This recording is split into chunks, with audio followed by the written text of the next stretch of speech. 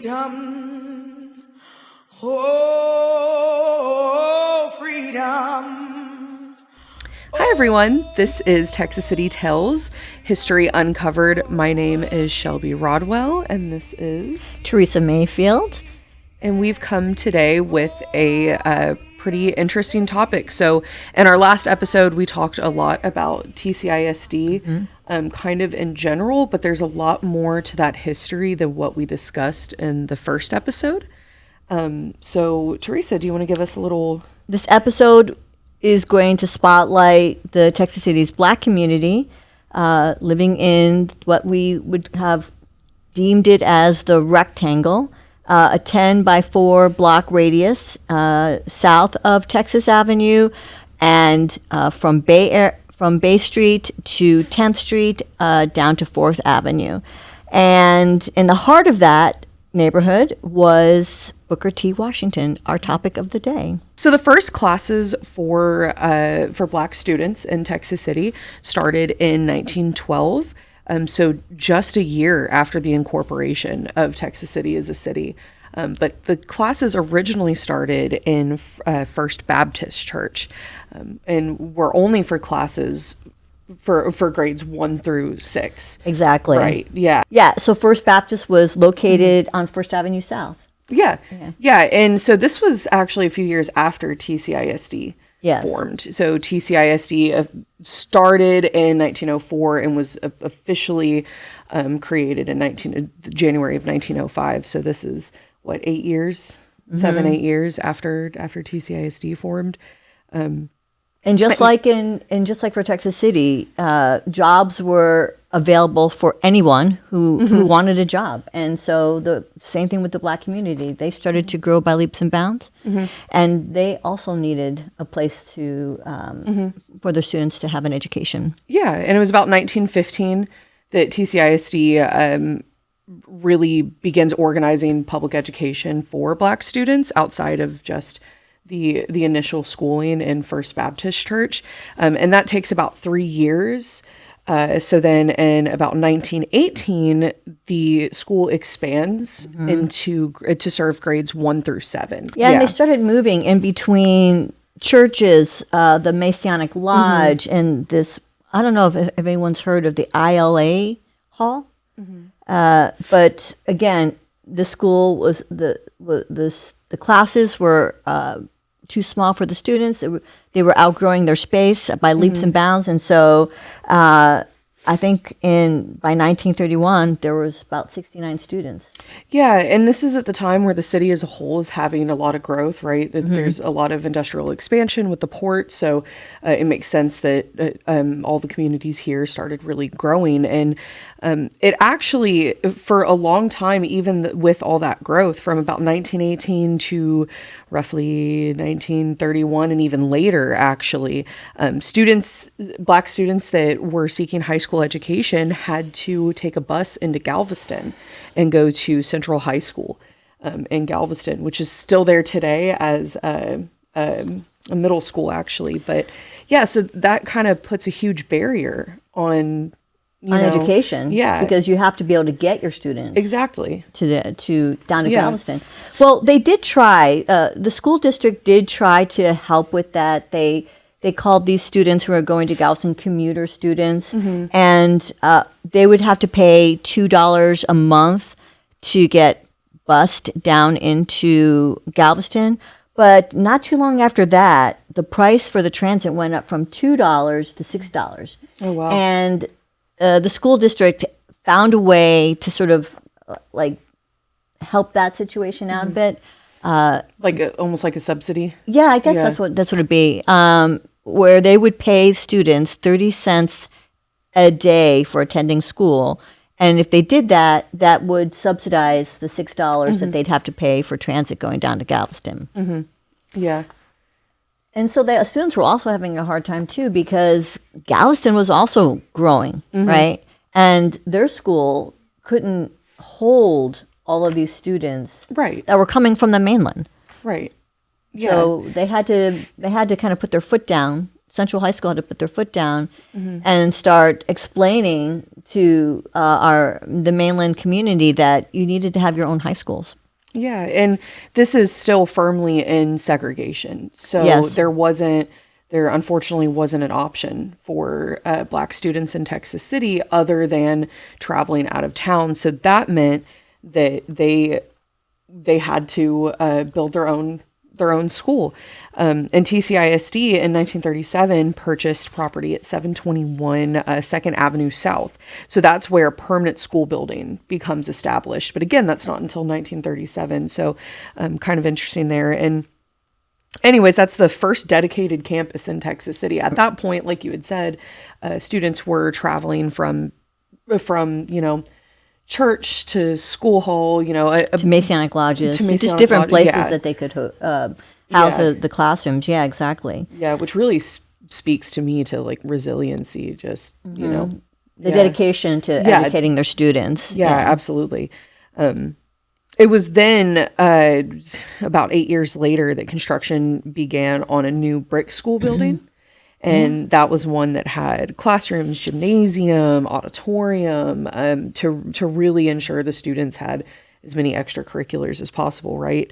And that it takes place from about 1945 to 46, 47. Yeah. Yeah. They build a brick building with 8 rooms in the schoolhouse. There's Calvin Vincent is the new principal in 1947.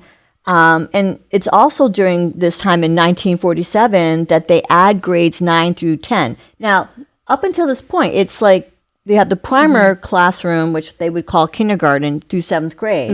And then they added 9th and 10th grade. So there's no 8th grade. So there's no 8th grade. And I was trying to think, because how is that possible?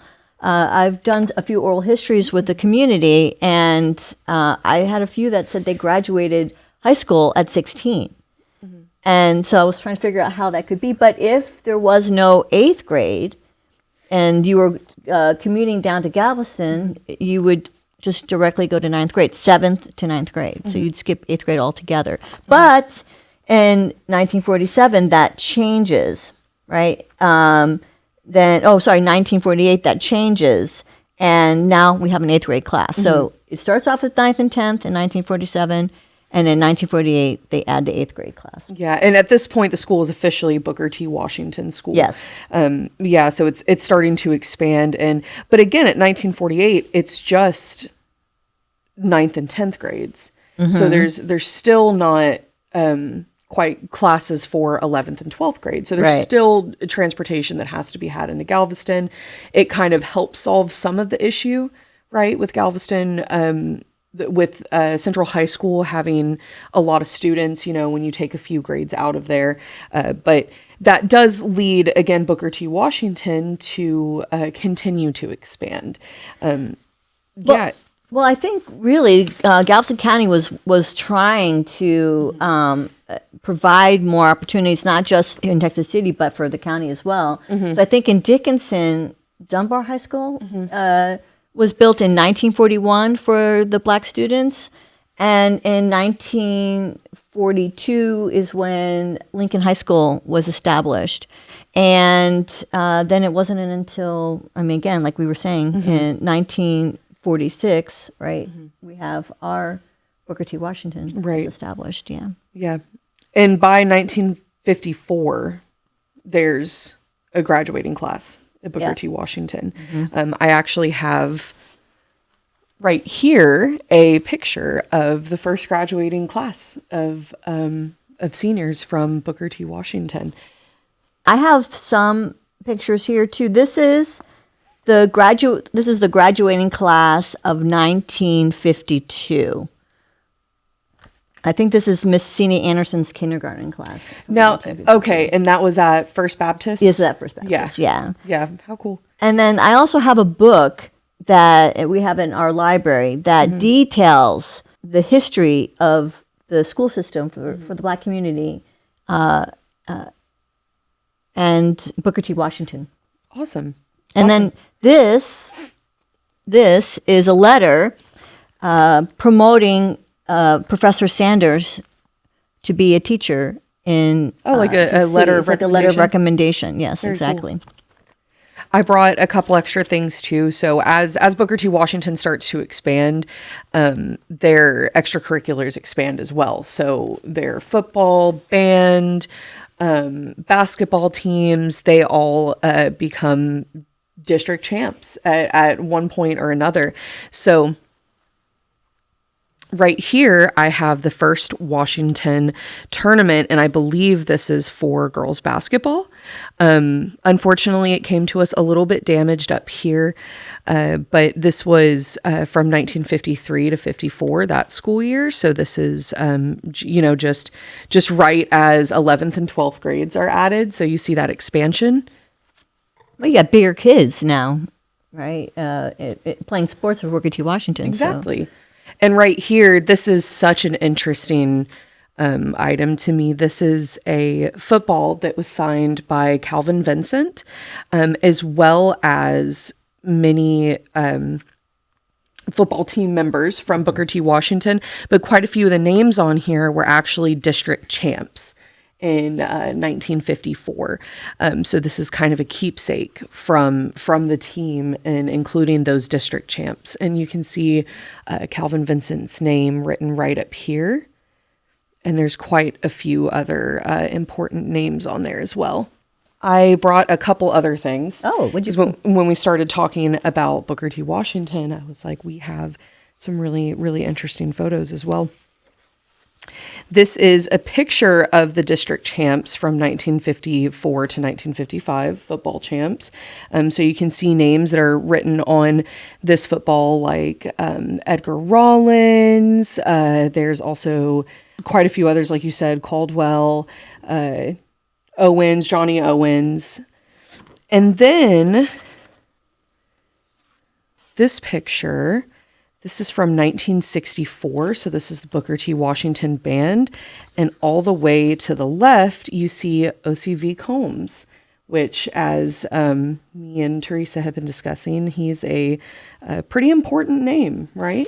Yeah, he's a rear admiral in the Navy. He was an architect for the Seawolf class submarine, and if you ever watch The Hunt for Red October, the SS Houston and the SS Dallas, those were his designs. I haven't seen A Hunt for Red October in a very long time, so I'll have to go back and watch it with that piece of information. Yeah, and that picture with O.C.V. Combs was from 1964, and that's kind of towards the end of Booker T. Washington, really, as desegregation was starting to take place. Well, what happened, so integration... There's a conversation about integration going on because, and I think really that conversation started because there were students at Booker T who wanted to take classes over the summer, and they would only be able to take them at Texas City High School.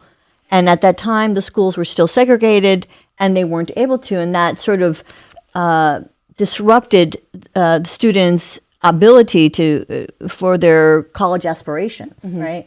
So that conversation started to come about. Right. And then, and Superintendent James King voted a step-down plan back in 1961. So in 1962, the 12th grade would be integrated. In 1963, the 11th grade. And 1964, the 10th grade, and so forth. Until by 1965, all of the school was integrated in Texas City ISD. So basically, the high school integrated by 1965, and grades 1 through 9 they completed the integrations for grades 1 through, I think it's got to be 1 through 8, right? Because by 1969. Yeah, it was a slower process. It was in 1961 that TCISD started to adopt a gradual integration plan. And then in 1965 is when there's a vote to close Booker T. Washington School, right, that's correct? exactly right. And then integration continues to happen throughout all of TCISD, and it's not until 1969 that it becomes fully integrated. The two. And I don't think that when they started this integration process that everybody moved over to Texas City. In the high school, everybody moved over. I think that you had a choice at the beginning if you wanted to move over, and there were some students that did do that. Yeah. And my understanding is, I mean, of course, like with any transition, it's tenable, right? Yeah. You those students that did start at Texas City ISD or Texas City High School, those students that started at Texas City High School, they actually had to get to school earlier than all the other students. They couldn't arrive at the same time.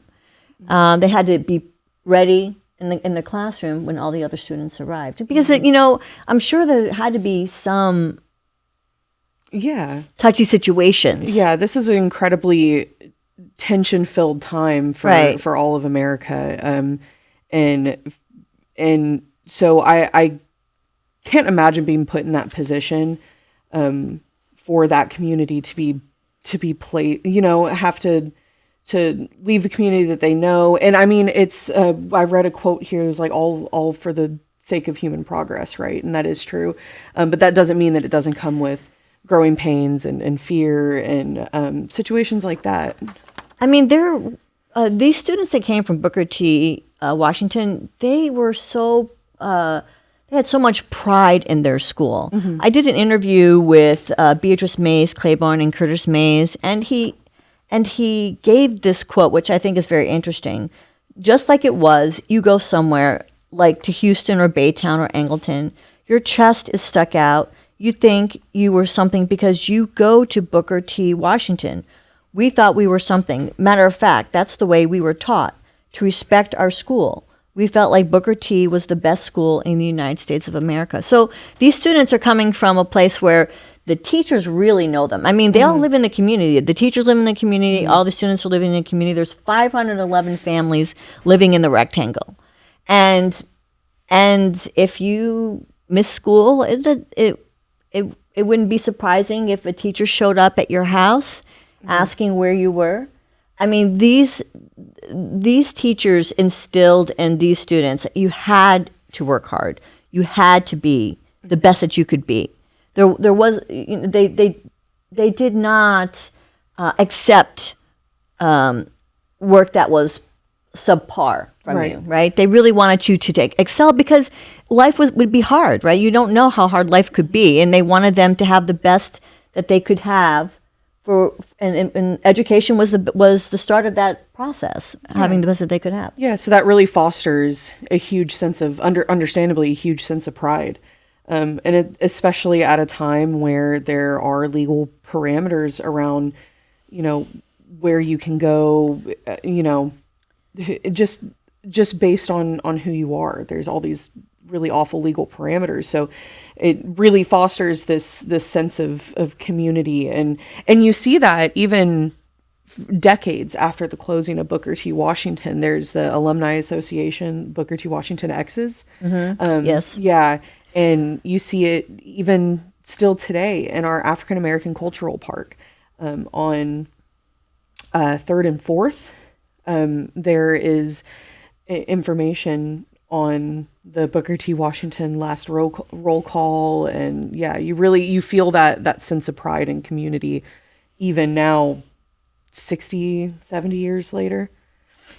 Yeah, so integration, it was a interesting time because, again, if I talk back to that a little bit, most of the parents thought that moving to Texas City High School and moving to Texas City ISD and having this integration was a sort of a step up, right? Mm-hmm. But at the same time, there is really this community that rallies around your education, that rallies around your church, right? That rallies around you, right? Mm-hmm. And then you are going to a different school where you are sort of feeling a bit alone, right? So I think, but these students had to be really tough, mm-hmm. To be one of the first students to attend Texas City ISD. And I think one of the first students I have here is Miss Buster. Miss Buster was one of the first students to attend Texas City ISD.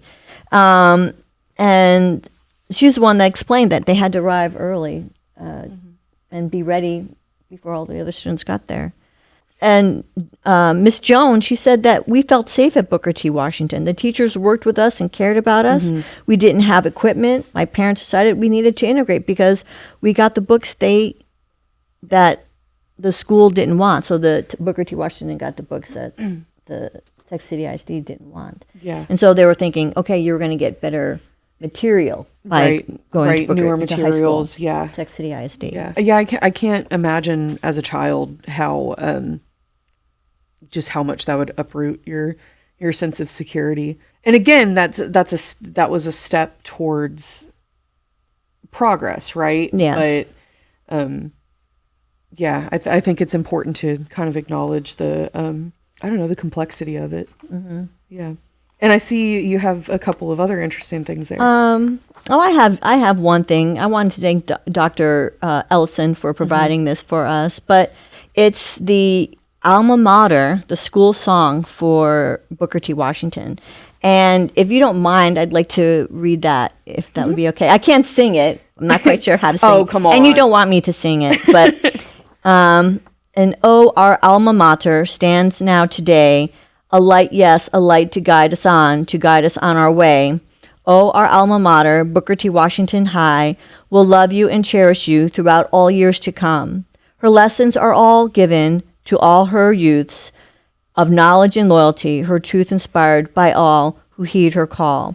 Oh, our alma mater, Booker T. Washington High, will love you and honor you, our Booker T. Washington Bulldogs. That's awesome. I thought I would just share that with you. Yeah, we should also, again, to kind of go off of what you just said, Dr. Lynn Ray Ellison has been a huge part of the museum's collection of items from Booker T. Washington. And the information that we have has been through him and other Booker T. Washington X's that have really put a lot of dedication into preserving the history of their school.